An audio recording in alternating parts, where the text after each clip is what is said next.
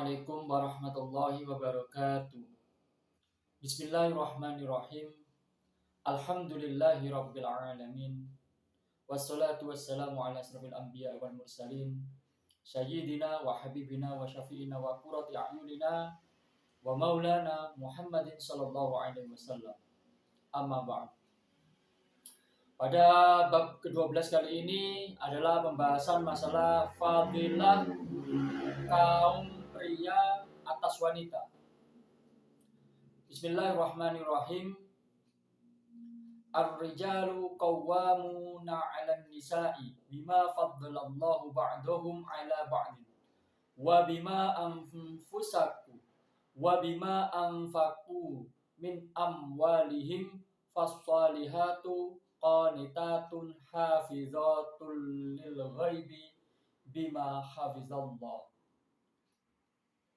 Surat An-Nisa ayat ke-34, yang artinya kaum pria adalah bertanggung jawab atas kaum wanita, sebab Allah Subhanahu wa taala telah melebihkan setengah kaum pria atas setengah lainnya, yaitu kaum wanita.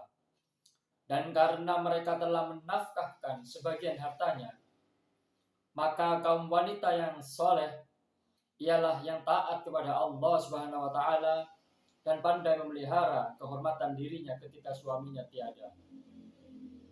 Asbabun nuzul. Ayat ini turun berkaitan dengan peristiwa Sa'ad bin Rabi al-Ansari ketika memukul istrinya, yaitu putri Muhammad bin Maslamah, yang mengadu kepada Rasulullah SAW dan pengaduannya diterima. Lalu beliau SAW menyuruhnya supaya diadakan kisah. Kemudian turunlah Jibril dengan membawa wahyu sebagai berikut. Ar-rijalu qawwamuna 'alan nisa'i, yang artinya kaum pria bertanggung jawab atas kaum wanita, dengan artian bahwa kaum pria berhak mengatur urusan kaum wanita dan mendidik mereka. Dari Fudail bin Ubaidah, ia berkata, ada seseorang pria yang masuk masjid lalu sholat, dan di dalamnya ia membaca doa Allahumma ghfirli warhamni, yang artinya ya Allah ampunilah aku dan kasihanilah aku. Maka Rasulullah SAW bersabda, kamu terburu-buru hai pria yang tengah sholat. Apabila kamu sholat selesai ditegakkan, duduklah bertasyahud, kemudian memuji Allah dan berselawatlah kepadaku, kemudian berdoalah. Maka ada lagi pria lain yang sholat sesudah itu, ia memuji Allah dan berselawat kepada Nabi SAW. Maka beliau SAW bersabda, hai pria yang tengah sholat, berdoalah pasti dikabulkan, berdoalah pasti dikabulkan. Demikian pula orang yang mendengar sebutan namaku lalu ia bersolawat kepadaku, pasti dikabulkan semua doanya. Dari Abu Hurairah radhiyallahu anhu, Nabi SAW bersabda, yang artinya seorang istri terbaik yaitu yang menggembirakan hatimu ketika dipandang, setia kepadamu kalau disuruh segera melaksanakan perintahmu, dan pandai memelihara kehormatan dirinya, pandai menjaga hartamu ketika engkau tiada. Kemudian beliau SAW membacakan Al-Quran, yaitu surat An-Nisa ayat 34. Dari Anas bin Malik, Nabi SAW bersabda, yang artinya seorang istri yang aktif sholat 5 waktu, puasa Ramadan, dan pandai memelihara kehormatan dirinya serta taat kepada suaminya, maka ia bakal masuk surga dari pintu mana saja yang ia inginkan. Hadis riwayat Abu Nuaim. Dari Abdurrahman bin Auf, Nabi SAW bersabda, yang artinya seorang wanita soleha adalah lebih baik daripada 1000 pria yang tidak soleh. Bahkan seorang istri setia melayani suaminya selama 7 hari, baginya tertutup 7 pintu neraka dan terbuka 8 pintu surga. Ia dipersilahkan masuk dari pintu mana saja yang ia inginkan tanpa hisab. Dari Aisyah radhiyallahu anha, Nabi SAW bersabda, yang artinya tiada seorang wanita yang lagi haid atau datang bulan kecuali hal itu sebagai kafarat bagi dosa-dosanya terdahulu.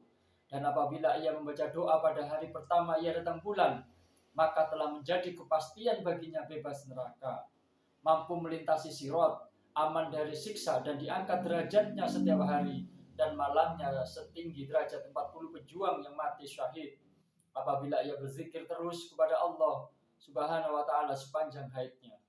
Ketentuan demikian ini adalah bagi seorang istri yang soleha, yang setia kepada suaminya dalam segala urusan beragamanya. Demikian Hasan Basri dalam ulasannya. Hikayah. Di masa Nabi Shallallahu Alaihi Wasallam ada seorang pria berangkat perang. Sebelumnya ia berpesan kepada istrinya, kamu jangan keluar rumah sebelum aku pulang. Alkisah bapak wanita itu jatuh sakit.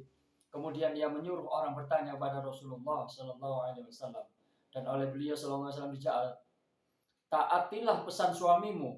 Demikian berulang kali ia menyuruh orang bertanya kepada Rasulullah Shallallahu Alaihi Wasallam, dan ia tetap setia mentaati pesan suaminya hingga bapaknya meninggal dunia tanpa sepengetahuan anak putrinya tersebut. Ia bersabar dan tabah sampai suaminya pulang. Maka Allah Subhanahu wa taala memberi wahyu kepada Nabi Shallallahu Alaihi Wasallam bahwasanya ia diampuni dosanya berkat setia dan taat kepada suaminya. Berdasarkan hadis yang sebelumnya, yaitu doa pada saat hari haid pertama, doanya adalah sebagaimana berikut. Alhamdulillahi ala kulli hal, astaghfirullah min kulli dzambin. Yang artinya segala puji bagi Allah atas segala hal, dan aku beristighfar kepada Allah dari segala dosa. Dari Abdullah bin Mas'ud radhiyallahu an, Nabi Shallallahu Alaihi Wasallam bersabda, yang artinya ketika seorang istri mencuci pakaian suaminya, maka Allah menentukan 1000 kebaikan untuknya, mengampuni 2000 kesalahannya, dan dimohonkan ampun oleh semua makhluk yang disinari matahari, serta ditingkatkan derajatnya 1000 tingkat. Hadis riwayat Abu Mansur dalam Musnad Firdaus. Kelemahan seorang wanita.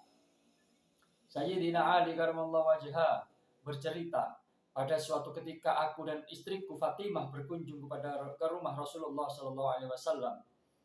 Beliau tengah menangis. Lalu ketika kami tanyakan faktor apakah yang mengakibatkan tangisnya tersebut, beliau Sallallahu Alaihi Wasallam menjawab, pada malam diisrokannya aku melihat mereka yang tengah menjalani siksa yang berat. Teringat hal semacam itulah yang mengundang tangisku. Kemudian aku menjawab, bertanya kepada Rasulullah, siapakah mereka itu ya Rasulullah? Kemudian beliau Sallallahu Alaihi Wasallam menjawab, aku telah melihat wanita yang digantung dari rambutnya dan otaknya mendidih. Wanita digantung lidahnya, kedua tangannya lepas dari punggungnya, dan air zakum digelogokkan lewat mulutnya atau lewat tenggorokannya. Dan wanita digantung buah dadanya dari balik punggungnya, dan air zakum digelodokkan lewat tenggorokannya. Dan wanita digantung kedua kaki dan tangannya hingga ubun-ubun kepalanya. Ular dan kalajengking menggelutinya, dan wanita yang tengah menyantap dagingnya sendiri, dibawanya kobaran api yang menyala-nyala, dan wanita yang tengah asyik menggunting daging tubuhnya sendiri dengan gunting api neraka, dan wanita yang berparas buruk tengah menyantap ususnya sendiri, dan wanita buta dan bisu dalam peti api neraka. Darah mengalir dari rongga-rongga tubuhnya yang diserang penyakit kusta dan lepra. Juga wanita yang berkepala babi atau rusa, bertubuh keledai, tengah menjalani sejuta macam siksaan. Dan wanita yang persis anjing, alat vital dan mulutnya dilintasi ular-ular, dan kalajengking yang keluar lewat jalan belakang alias duburnya.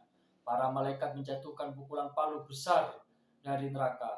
Maka Fatimah pun tegak dan bertanya, wahai ayahku tercinta, perbuatan apa saja yang mereka kerjakan sehingga berat sekali penderitaannya? Jawab beliau Sallallahu Alaihi Wasallam, ya Fatimah, mereka itu diantaranya membiarkan rambutnya dipandang oleh kaum pria, istri yang ucapannya menyakitkan suami. Selanjutnya beliau Sallallahu Alaihi Wasallam juga bersabda, seorang istri yang ucapannya menyakitkan suami, maka kelak di hari kiamat mulutnya disobek lebar yang kira-kira 70 zira, lalu diikatkan ke balik lehernya.